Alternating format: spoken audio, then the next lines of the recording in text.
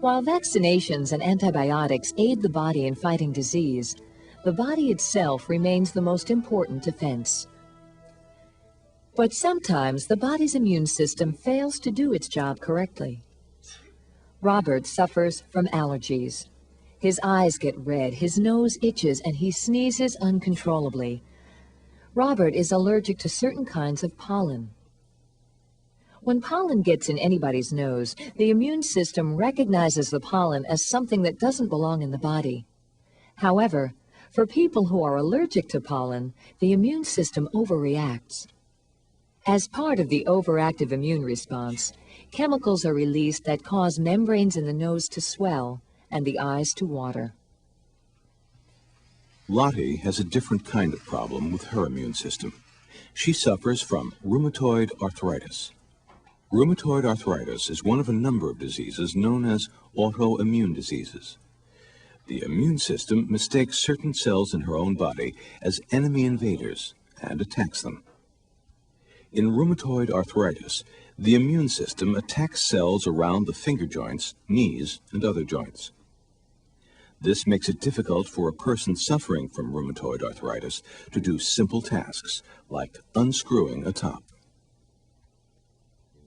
The most serious threat related to the immune system comes when the immune system itself is attacked and weakened. Ileana has AIDS. She was infected with the virus called HIV, or human immunodeficiency virus. HIV doesn't attack the liver or the heart or the respiratory system. HIV attacks the immune system itself by infecting white blood cells called T cells.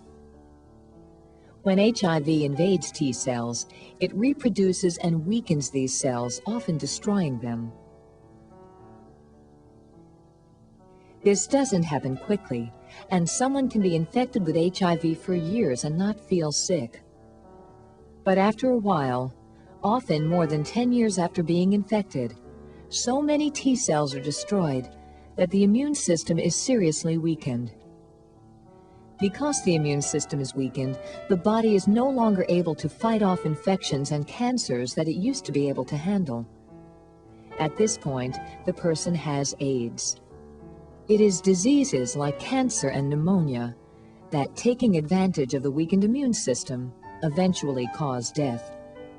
At the moment, there is no cure for AIDS, and there is no vaccine that can prevent it. Fortunately, HIV cannot be passed from one person to the next by casual contact. It is not like a flu virus, for example. You cannot get HIV from being in the same class as someone who has it.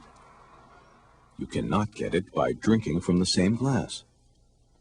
You cannot get it from touching or hugging or even kissing a person with AIDS or who is infected with HIV. There are only 3 ways that you can get the HIV virus, as Dr. Marjorie Saratoff explains. HIV can be transmitted in 3 different ways: through sharing needles or works, where people use intravenous methods of injecting drugs, through intimate sexual contact where bodily fluids are exchanged, or through blood. Blood transfusions at this point in time are safe, although in the past there were some difficulties with them.